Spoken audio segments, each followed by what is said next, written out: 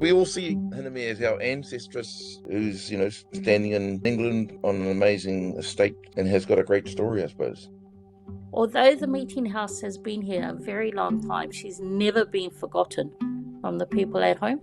Just how significant she played in our ancestry and the lives that she saved and what happened at that time, that natural disaster. It's unique, isn't it, to have a meeting house in your grounds and such a focal point and so linked to Clandon Park. It is part of the history of the house. Being Indigenous people living outside of New Zealand, having a Māori meeting house, which was an ancestress, gave us a real sense of physical connection, a place that we could go to, physically touch and be with, that actually connected us spiritually to home. We grew up understanding Hinemihi was over there, but my first contact with Hinemihi happened in 1995, and it's very much an honour and very humbling to be a part of that journey at that time.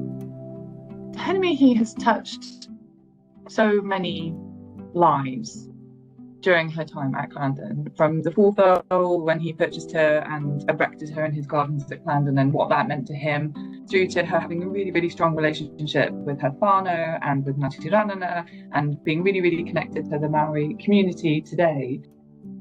Hinemihi, or Te Ao Tawhito, represents home for many, many cultures, and that even includes her English culture.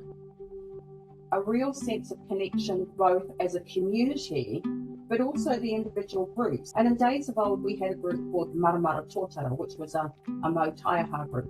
They would go down there sometimes and just practice because it just gave you spiritual strength just to be in her presence.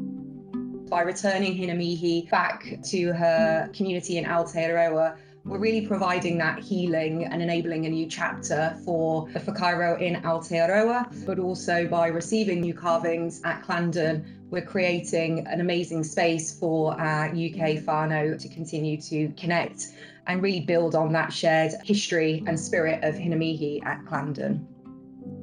Our motivation is not to take something away, but to exchange something equally as valuable. So the carvers here will be creating tukutuku panels for the new whare. A carving that reflects the stories that haven't been told or shared with our communities, that reflect our communities, that reflect National Trust, Onslow whanau, Ngāti Ranana, the Pasifika whanau.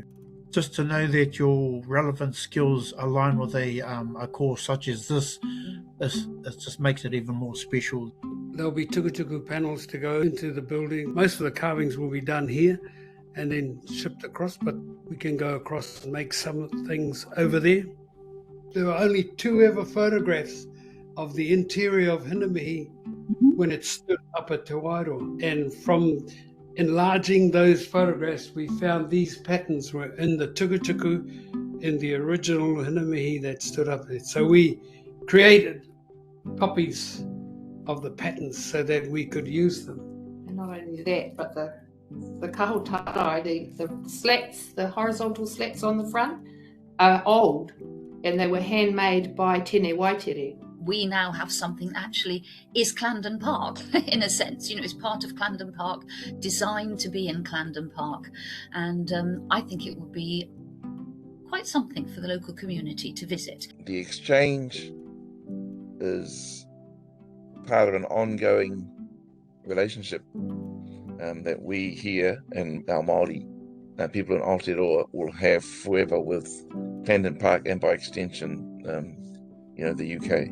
And it's through Hinemihi as an ancestor that has enabled that connection between us all across the world. We do this work for the future generations, for the future parishioners of East and West Clandon, for our own children, for those who are yet to arrive.